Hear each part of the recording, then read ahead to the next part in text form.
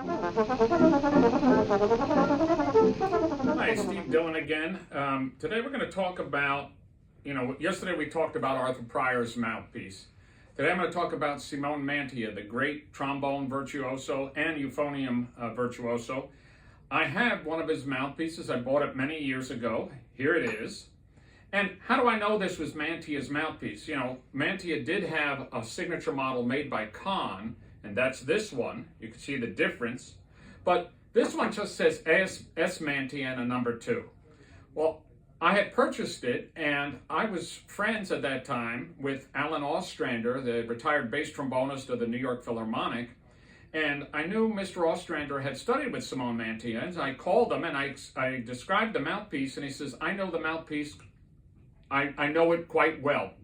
He says, that mouthpiece was made for Mr. Mantia by Dominic Colicchio. He says, I actually went with Mr. Mantia when he would get his mouthpieces made by Mr. Colicchio.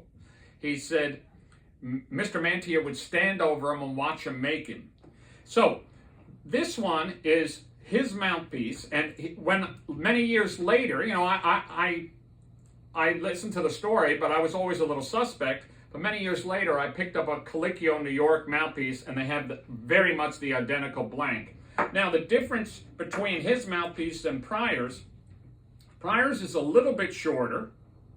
Pryor's, again, I says is about a 15 to a 17, very deep. Mantia's is about an 11C diameter cross. It is different than the one that's made for him by Kahn. The Kahn was made for his euphonium, which is like a 6 3/4 C. Now the other difference is if I put a Bach next to it, the Bach is taller. It's a much longer mouthpiece than either one. Now in the next video, since I mentioned his name, I'm going to talk a little bit about Alan Ostrander.